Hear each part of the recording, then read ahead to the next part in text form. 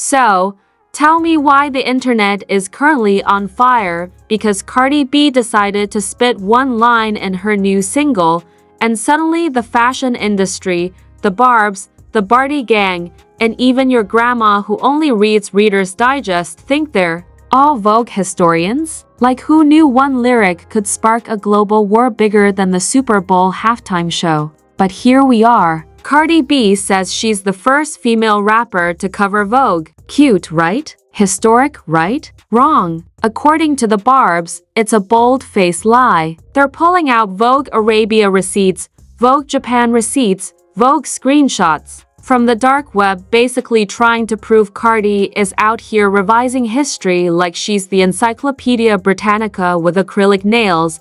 But wait, it doesn't stop there. Because just as that drama was simmering, TikTok said, you know what? Let's make it worse. Out of nowhere, the timeline is now arguing about who's bigger, Beyonce or Michael Jackson. Yes, somebody actually woke up and thought, let's compare the king of pop to the queen of cowboy Carter, and baby, the internet lost its mind. So buckle up because we're about to dig into the scandal, the lies, and the mess that nobody wants to admit.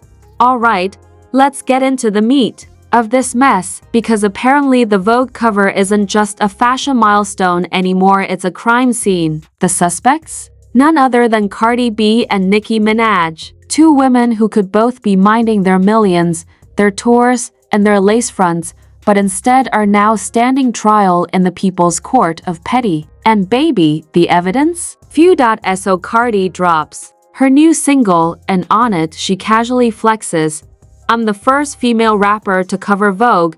Sounds harmless, right? Wrong. To the Barbs, that was a declaration of war. Screenshots started flying faster than Nicki's wigs at an award show. Vogue Arabia, 2018. Vogue Japan, 2019. Both with Nicki Minaj looking like she just descended from Mount Olympus. And what did the Barbs scream? Lies, fraud, fashion perjury. Suddenly, Cardi wasn't a Grammy-winning rapper, she was Benedict Arnold in Balenciaga. But here's the kicker.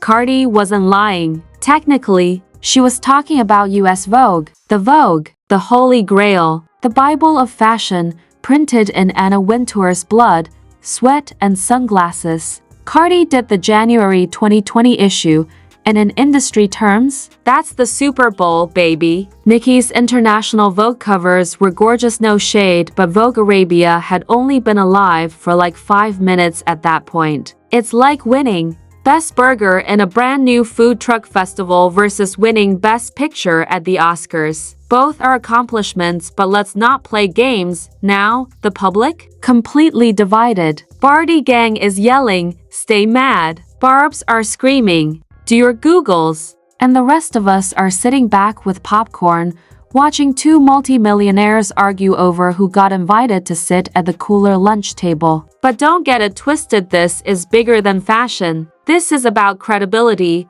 legacy, and that never-ending question, who's really the queen of rap? And just when you thought the internet couldn't handle another stan war, TikTok decided to spin the block. Because while the Barbs and Barty gang were busy throwing digital stilettos, another fight broke out. Not about lipstick, not about Vogue. No, this time, it was about the crown of music itself.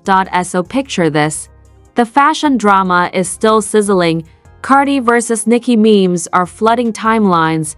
And then TikTok decides to toss a Molotov cocktail into the culture wars by asking the question nobody was ready to answer.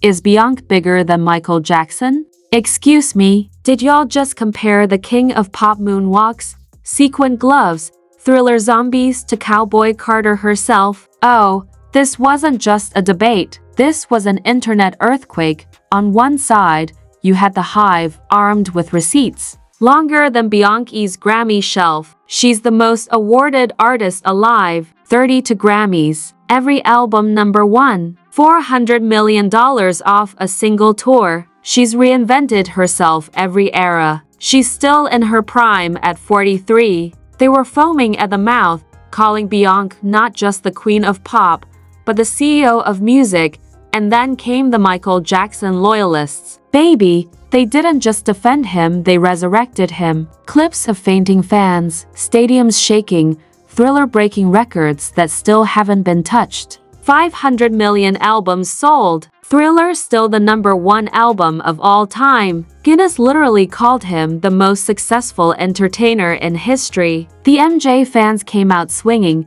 and the argument boiled down to one brutal divide: cultural hysteria versus longevity.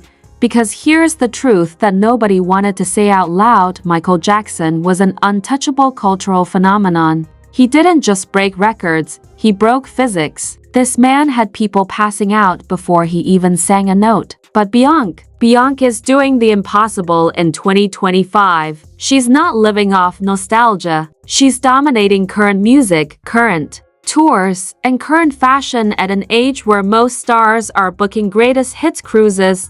So the internet went into meltdown mode. Was Beyonce the bigger superstar in today's fragmented, oversaturated market? Or was Michael Jackson still the eternal icon, the one no one could ever touch? And here's where the scandal deepens, because the debate stopped being about music and started being about identity. Fans weren't just arguing about stats. They were arguing about gender, race, generational pride, and who really gets to define greatness.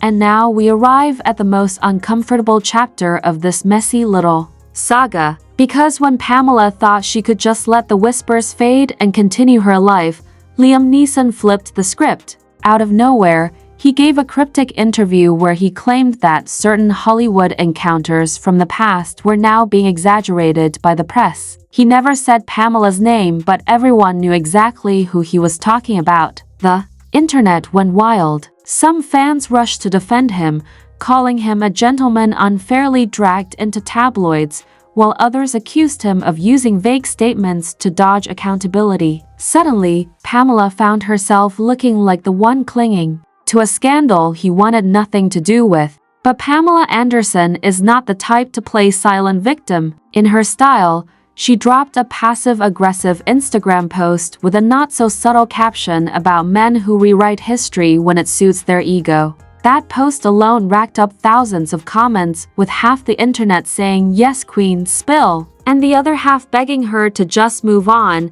And if that wasn't enough fuel, insiders started leaking old text messages, allegedly, between Liam and Pamela, where he promised her roles, trips, and even hinted at starting something serious. Were they real? Who knows? But they looked real enough to get picked apart on every gossip page for weeks.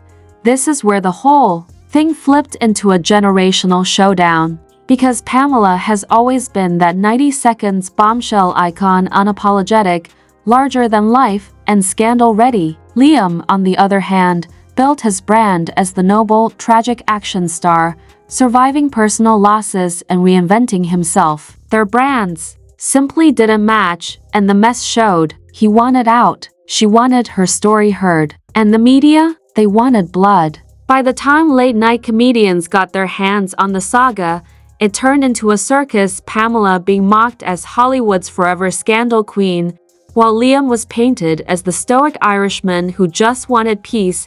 And that's the tragedy. Here, what could have been a brief fling that faded quietly into Hollywood history mutated into a cultural talking point about gender, power, and media manipulation. Liam got to walk away with his serious actor reputation intact, while Pamela once again became the punchline and headline. But if history tells us anything, it's that Pamela Anderson has never stayed quiet for long. And if this mess continues, don't be surprised if she flips the entire story back in her favor.